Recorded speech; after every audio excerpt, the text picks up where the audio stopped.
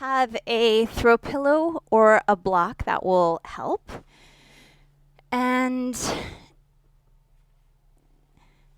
take a seat on that throw pillow. And we're going to start by talking about the concept of moksha. So the concept of moksha is translated, it's a Sanskrit word that is translated into the English word liberation or freedom. This practice of yoga is a practice of creating liberation. And so part of that is really doing our part to ensure the safety and the freedom of others. So that's my little yoga talk for today. We'll keep it simple. Please bring your palms together over your heart and close your eyes. Let's take a moment to notice how those words might land with you.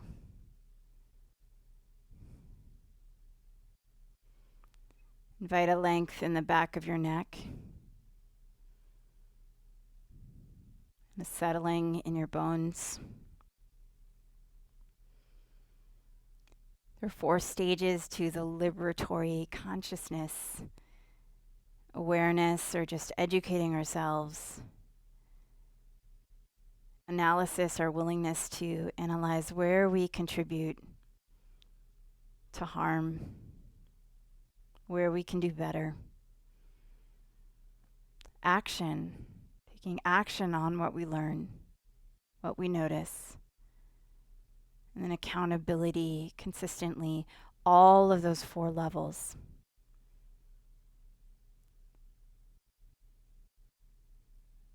Noticing your breath and keeping breath really easy throughout our practice today.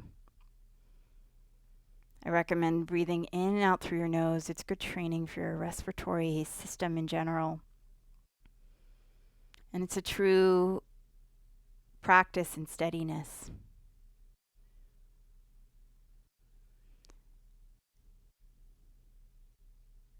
On your next inhale, please crack open your eyes. And come onto all fours. You can set your block or pillow off to the side. Spread your fingers and start to shift a little right and left. Curl your toes under. And with your inhale, drop the belly, pull the heart forward. And exhale, round up to the sky. Move back and forth, connecting breath to movement.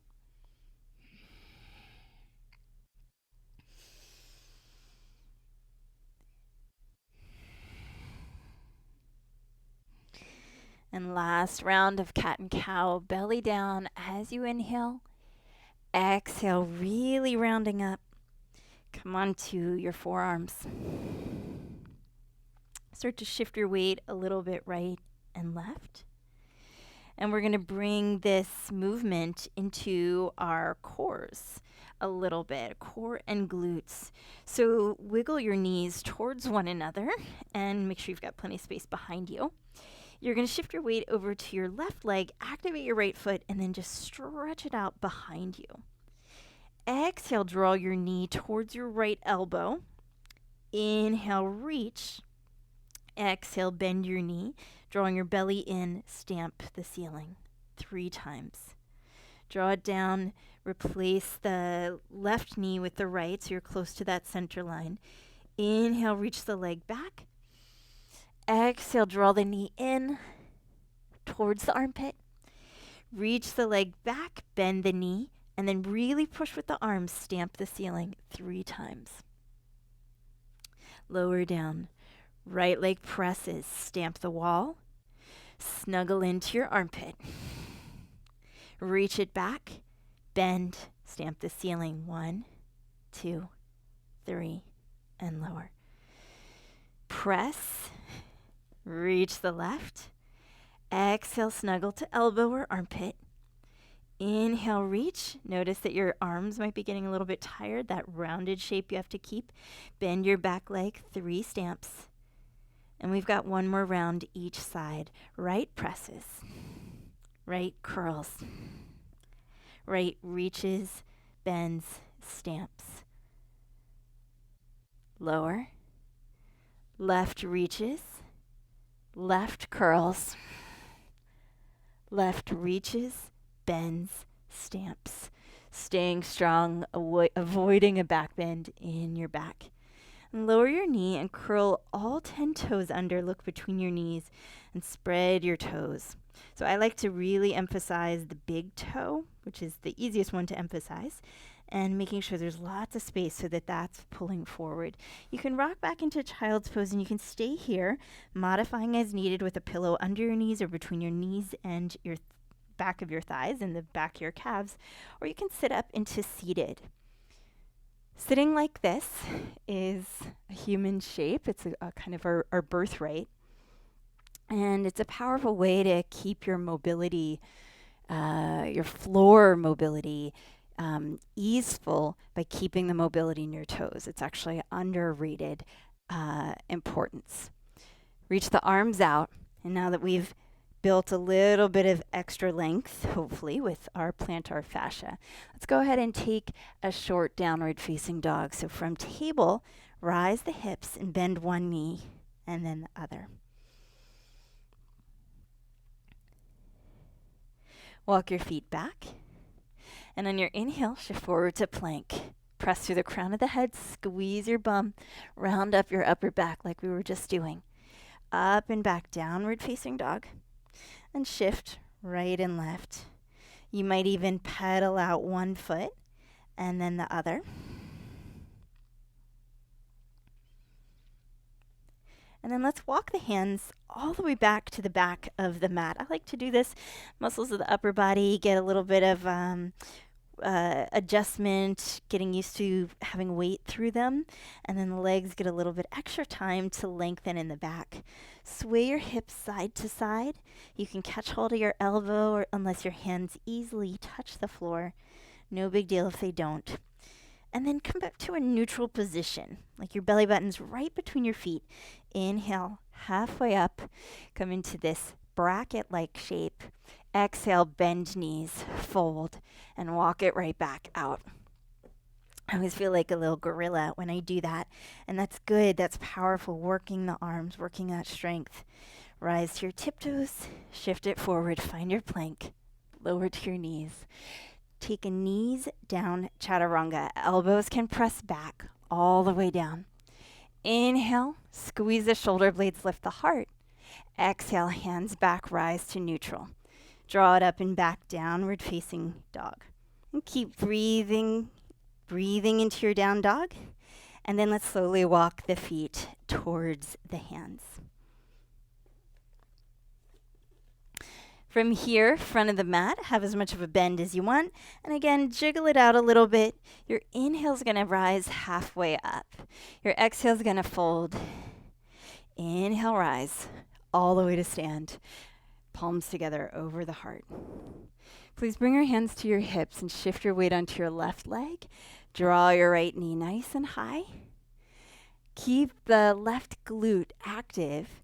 Hold that right leg up a little bit longer. And then bend through your standing leg. Feel free to tap your foot to the ground, slide it back, or move in one swoop to the back of the mat. Back leg presses, arms rise, crescent lunge. Float the chest. As you exhale, right arm comes to the inside, left arm to the sky. Lower all hands down, step it back downward, facing dog. On your inhale, shift forward, squeeze your bum, roll to your tiptoes, lower down to your knees. Option to lower to your knees. Elbows press back, lower to your belly. This time, if you'd like to use the hands free, go ahead or rise a little higher. Keep squeezing your shoulder blades towards one another. Lengthen as you lower, and then connect to front body. So it's a reverse chaturanga, reverse push-up. Downward facing dog. And this time as we come to the front of the mat, we're going to start with the toes touching and then crisscross right leg over and then left leg over and really try to reach to the edges of your yoga mat with your feet.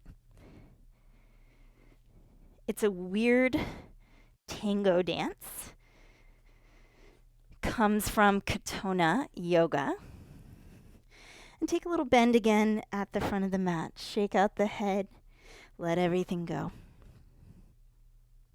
Inhale, Ardha Uttanasana. Exhale, melt. Inhale, stand strong. Rise the arms, press the palms. Stand on your right leg. Draw your left knee super high. Hold it for a little bit longer. Keep the standing leg strong, the glutes active. And then slowly settle the foot, left foot to the back of the mat. Crescent lunge. And exhale, left hand down, right arm to the sky. So there's this airplane arm action, super fierce. All hands down to the ground. Back to plank. Roll. Lower. Lower. Rise. And down dog or child's pose. We're going to play with a little bit of extra stability in the shoulders today. So from here, toes are curled under, as you can see. This is to keep that toe mobility I was talking about earlier alive and well. As you shift forward, lower onto your right forearm. You're going to bring your left hand down to the floor, right in front, and just start to pivot your body. So straightening your top leg, which is your left, and then straighten your bottom leg, which is your right. So you can keep your right knee on the floor here, but it won't put a whole lot of weight into your arms. So if you need something that is less than this, side plank on forearms, with the feet staggered, but more than this, here's what you do.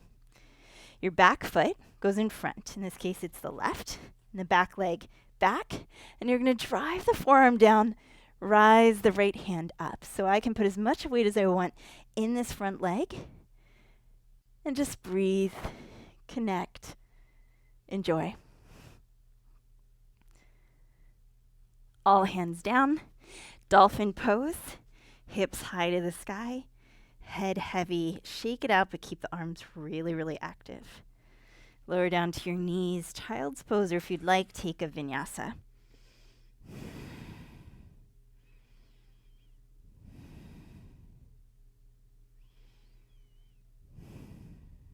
We've got another side.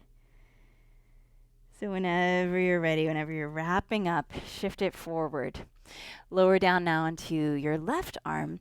Keep the right hand there. And remember, if you want that moderate weight, you're going to take the right foot to the side and straighten out your bottom leg.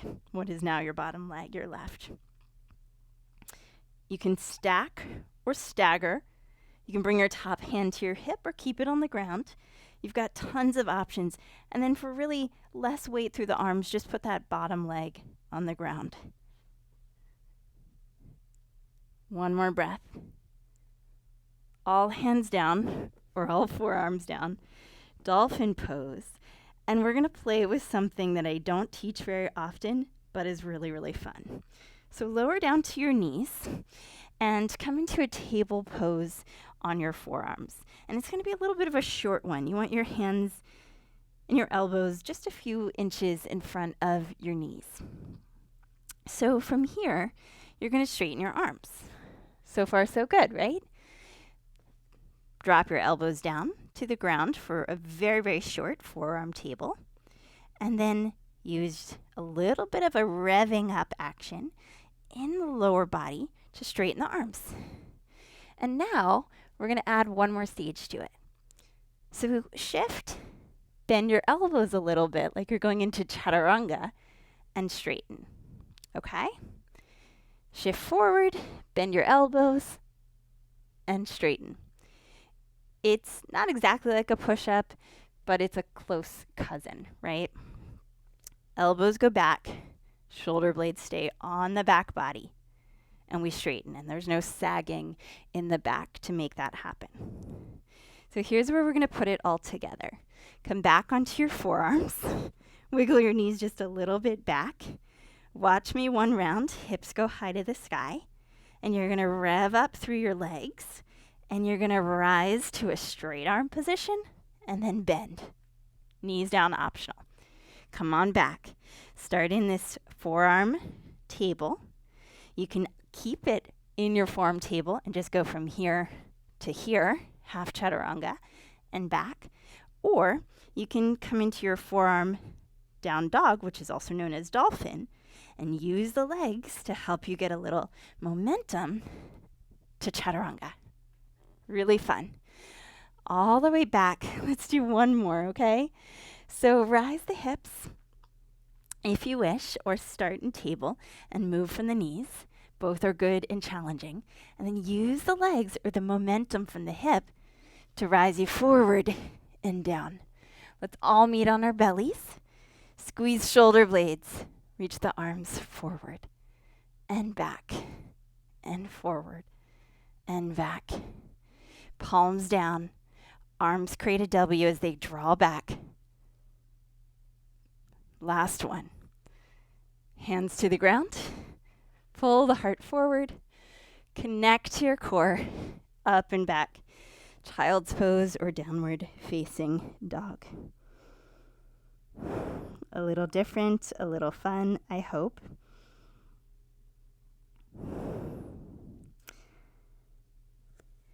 Let's all meet in down dog.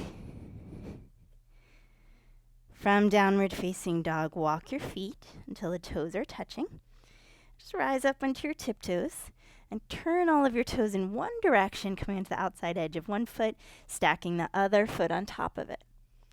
Rise to your tiptoes, turn all the way in the other direction, stacking the foot on top. Come back through to center, and then inhale, right leg rises. Exhale, knee to nose, set your foot, sink your back heel to the floor. We're going to bring our hands to the inside of the front foot, and you're welcome to use a block here. Bend and straighten your front knee. Bring your elbow to the knee, inside elbow, so in my case, right arm on the right leg, and stack your shoulder over top. Spread the toes. Bring the top arm by your ear, side angle.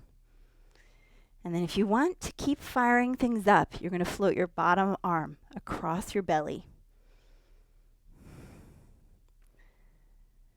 One more breath. All hands down. If you would like, if you have a block, and no pressure if you don't, you can take an asymmetrical vinyasa. So this is what that looks like. Plank, one hand on the block in the medium height, lower, lift, notice, down dog. And we're going to shift the block to the side. Raise your other leg. I'm actually going to turn around so that things make sense for you guys. And draw your knee to your nose. Set your foot between your hands or to the outside of your front hand. Sink your back heel to the floor and bring your hands to a block or just to the inside of the front leg. Bend and straighten here. And I hope that you're getting a bit of mobility, a bit of inner thigh opening. Maybe, if you're not yet, bring your elbow to your knee and your top arm by your ear. Long line from fingertips to the back outer edge of your foot, and then sweep the bottom arm across your abdomen optionally. Hold this and stay connected. So the arms are reaching in opposite directions. Lots of effort.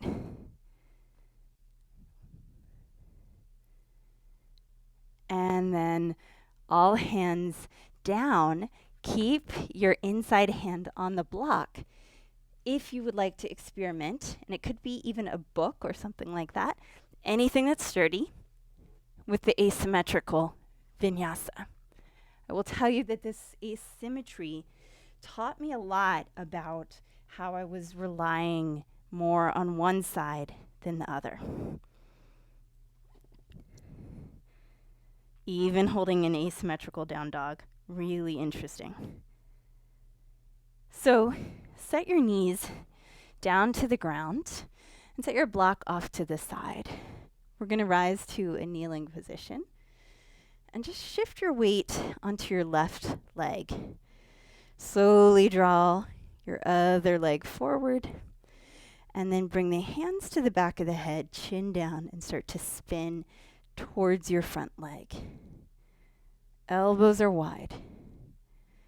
Press your palms over the heart and bring your elbow either to the outside or forearm to the top of the front leg.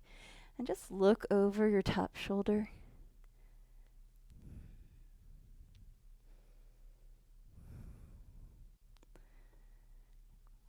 Bring your hands to the floor or fingertips to your block or blocks and straighten your front leg. So I actually wiggled myself back a little bit to give me some space here.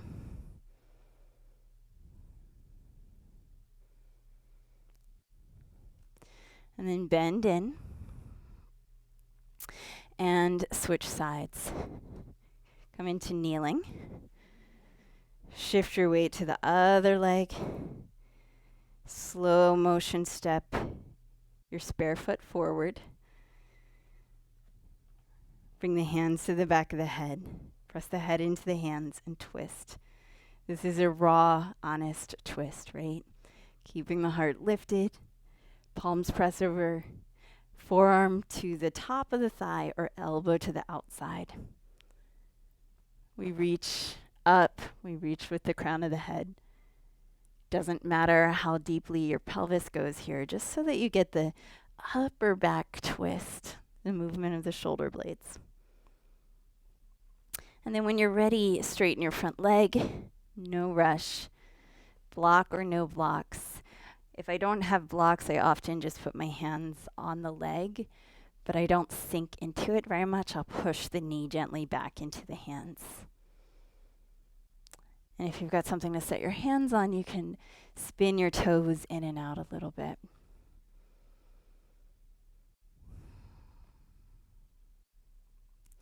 And then go ahead and set your foot flat.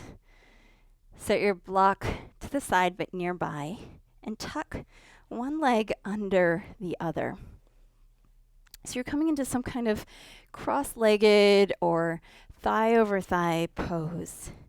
And actually just make it comfortable. So I've come into like a very basic, boring, cross-legged position here so that I can sit comfortably. Bring your hands to your thighs and start to lean right and left and right and left. Walking the hands down the thighs, giving yourself a little bit of a massage here. And you can walk your way right back up. I'm going to encourage you as we press our palms together over the hearts, coming back into the spirit of this practice today, which is Moksha, which is liberation, which is truly liberation for all. I'm going to encourage you to sit in meditation for a moment, understanding our interconnectivity as a species, as a planet. Today was a fast practice, and I appreciate you for showing up and squeezing all the juice out of this fruit, practice fruit. Thank you for being here with me. Namaste.